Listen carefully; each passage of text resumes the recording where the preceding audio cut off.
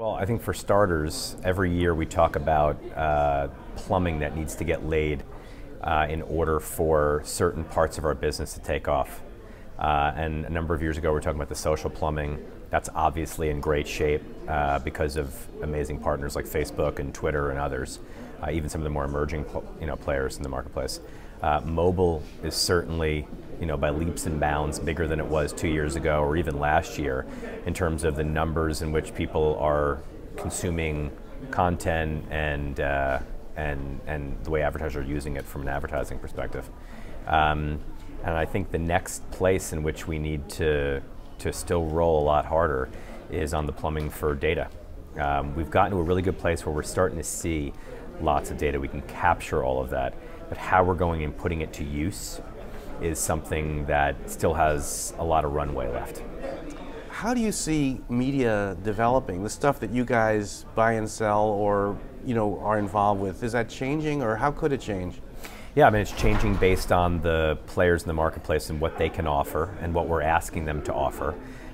We have a pretty burgeoning practice around e-commerce and shopper marketing at Mindshare, and one of the things that we're focused on a lot is something that we call inline advertising. So, you have native advertising, which is around all the native ad units that you can buy, obviously inserting yourself into someone's stream and their social stream, et cetera. But inline advertising, sort of a nascent term, is our terminology for getting ads, offers, advertising, straight advertising, what have you, in the line where people are buying, where they're researching, where they're buying. And more, we're seeing so many more transactions taking place in the online environment, especially mobile. And so it's important to see all of these partners that we work with offering new opportunities for this inline advertising where we can set up our ads in the right context in the moment where people are purchasing. So what kind of companies are involved or could be involved, and how might that develop? Well, from an e-commerce perspective, Amazon obviously is off to the biggest start. They've got about a $1 billion business right now in terms of advertising on the platform, which is a flash in the pan compared to their overall revenue. But more and more, advertising is a way not just for them to make money in advertising, but also to help them drive more purchases on their platform. So it's sort of a conduit to additional revenue for them. So that's a big player. And there's a whole host of other companies that are at this point lining up to be the data support for inline advertising, or an ad receptacle for dollars in that way as well.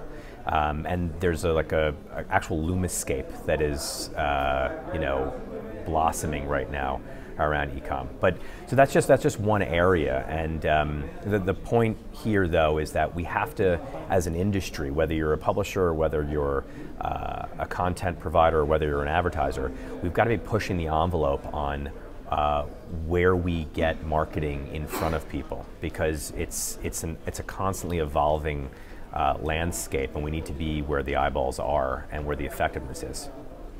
So the opportunity in video, we've actually been able to close the gap a little bit. So you take the classic Mary Meeker slide that talks about consumption of television and consumption of digital video, and the spend that's going on in television and the spend that's going on in digital video. And actually that spend is starting to get more in line, and that's very encouraging for those of us who believe that there needs to be a better equilibrium in spend. Not because there should be, because there's a rule involved, but because if eyeballs are going in one place, then we need to be there. If consumption is happening in one place, we need to be there. So what we're seeing at this point is the dollars that are spent in digital video are starting to catch up with the usage, the viewership of digital video, which is a good thing. There's still a little bit to go, and there probably will be a little bit to go for a while, but the leaps and bounds issues that we've had for a long time have started to come together, which is fantastic. We do still see, though, I just saw this number the other day, that for every 4.5 hours that US adults watch television, so-called television, we're only watching about 1 hour of digital video, whether that be on desktop or on mobile. So we still have a ways to go there too, but there's becoming more equilibrium right now in terms of where we're spending versus where viewership is happening. What's the role of a media agency like Mindshare to manage or buy programmatically, and what are the efforts that you guys have going there? Yeah, it's interesting because I like to think a lot about programmatic advertising, sort of like the Wall Streetification of advertising, of Madison Avenue. And just because there's computer technology that helps run buys on Wall Street doesn't mean that people aren't still needed to be making calls on what companies are the right companies to invest in, et cetera. And the same thing is true with programmatic, whether it's programmatic display, whether it's programmatic video, and ultimately when it becomes programmatic television, we still have to put a huge human resource into what are the right programs for us to be investing our dollars into. And then there's all the decisioning that needs to take place around what's succeeding and what's not succeeding. So this is never going to be a fully automated world. Automation is helping us to get to a place where we can take intelligence and apply it in as close to real time as possible, but we still need that human interface. You know, so Mindshare is a media agency, and I think you and I have talked about it in the past, is all around adaptive marketing. So we're really placing all of our bets on the idea that we need to be taking real-time insights and turning those into real-time actions.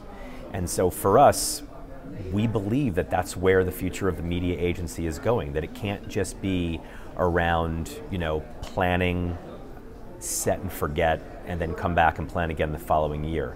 So our whole ecosystem is around speeding up the time to market, so we can get ads in market to either respond to things that we're seeing in data or respond to conversations that are taking place in the social sphere.